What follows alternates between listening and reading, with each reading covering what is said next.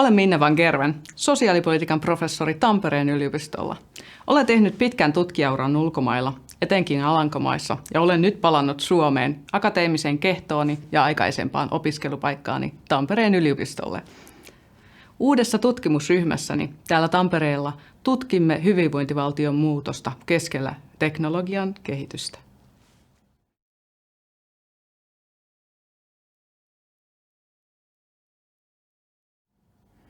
Hyvät naiset ja herrat, hyvä yleisö.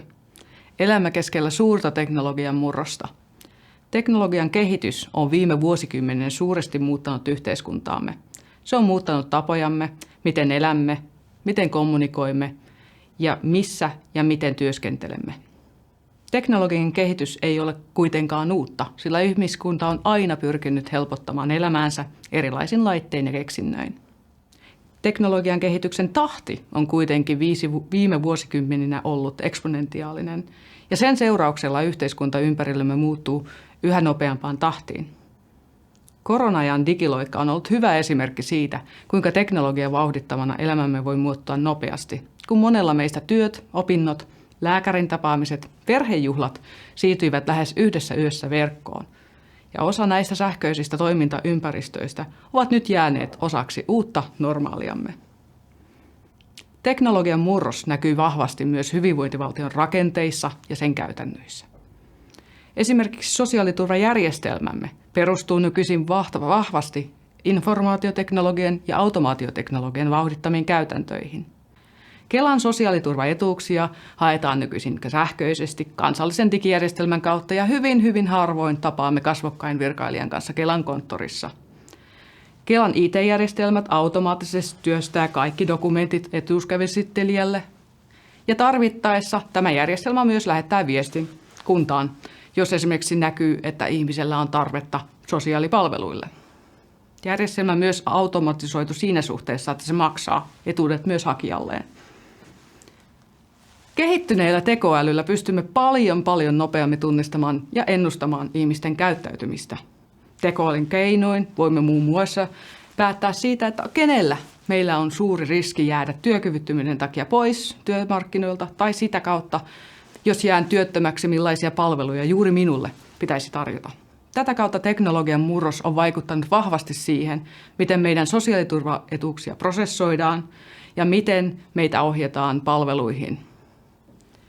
Mutta myös kuinka sosiaaliturvaa ja hyvinvointia voidaan tulevaisuudessa tuottaa digitalisaation ja teknologian avulla. Mutta kuitenkin tämä kehitys tulee hyvin suurten kysymysten kera. Mitä tämä hyvinvointivaltion digitalisaatio nyt itse asiassa tarkoittaa? Miten teknologia vastaa hyvinvointivaltioiden tarpeisiin? Millaista teknologiaa tarvitsemme, kun muutamme sosiaaliturvaa tulevaisuudessa?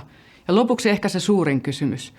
Onko digitalisaatio oikeastaan uhka vai mahdollisuus hyvinvointivaltiolle?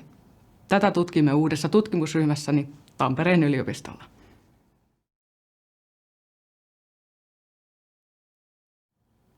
Tekno-optimistisessa maailmassa teknologia nähdään usein suurena mahdollisuutena.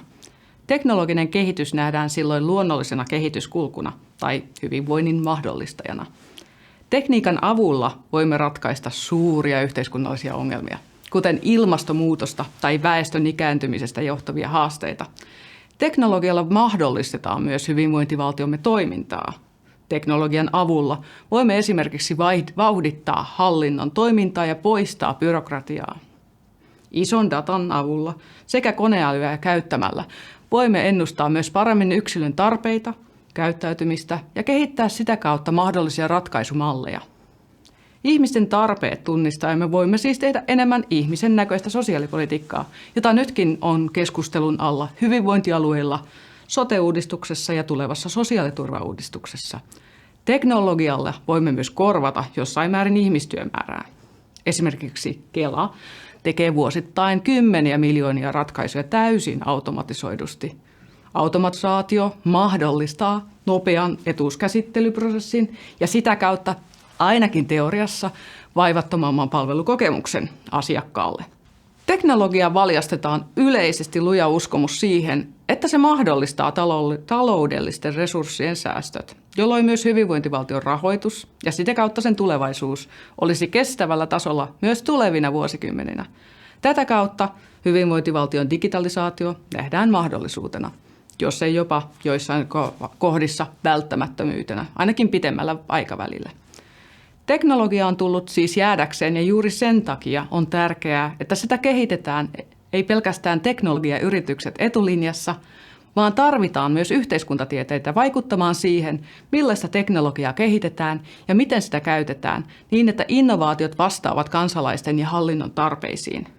Tällöin, juuri tässä tapauksessa, teknologian murros voi olla mahdollisuus.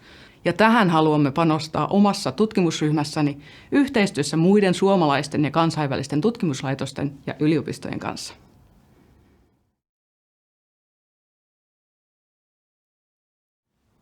Hyvinvointivaltion digitalisaatio tuo mukanaan myös hyvin kriittisiä kysymyksiä esimerkiksi informaatioteknologian ja automaation eettisistä perusteista sekä niiden mahdollisista eriarvoistavista käytännöistä.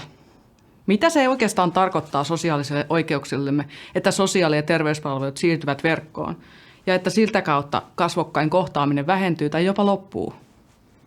Pystyvätkö kaikki, esimerkiksi kaikki ne mainitsemani Kelan asiakkaat, selviytymään sosiaaliturvaviidakossa, tekemään niitä digiloikkia ja navigoimaan kansallisessa IT-järjestelmässä?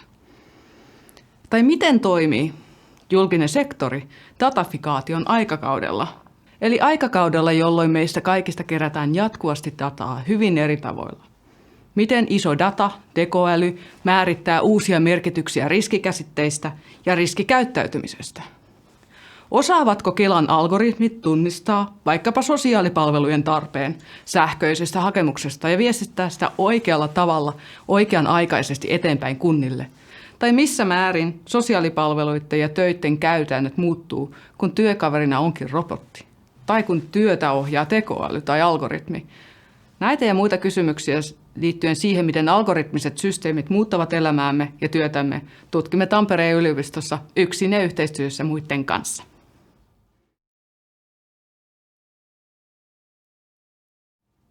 Tampereen yliopiston sosiaalipolitiikan tutkimuksella on pitkät ja ansiokkaat perinteet maassamme sekä kansainvälisesti.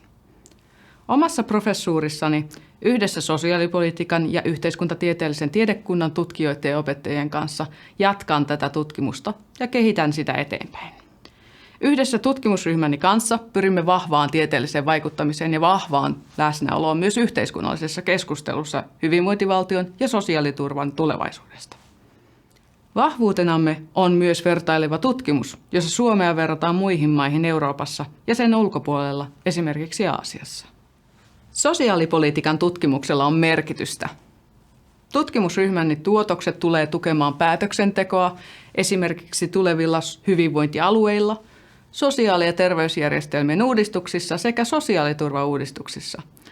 Tätä kautta minä ja tutkimusryhmämme tulemme rakentamaan hyvinvointia suomalaisessa hyvinvointivaltiossa.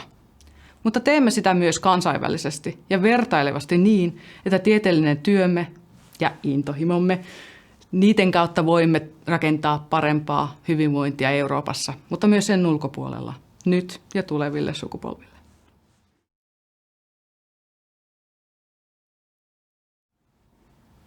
Hyvät naiset ja herrat, haluan kiittää Tampereen yliopistoa ja yhteiskuntatieteellistä tiedekuntaa saamastani luottamuksesta astua tähän tehtävään. Haluan myös kiittää kaikkia niitä tutkimusyhteisöjä eritoten Alankomaissa, mutta myös Suomessa, jossa olen saanut kehittyä ihmisenä ja ammatillisesti kasvaa tähän asti. Odotan suurella innostuksella tulevaa yhteistyötä sekä uusien että vanhojen yhteistyökumppanien kanssa. Lopuksi haluan kiittää perhettäni ja ystäviäni. Ilman teitä en olisi tässä. Alankomaiden uuden professorin puhe lopetetaan aina lauseella "olen sanonut", eli toisella kotikielelläni "ik heb gezegd" hollanniksi. Tässä tilanteessa voimme ehkä sen sanoa myös tamperelaisittain, eli nyt se on tässä.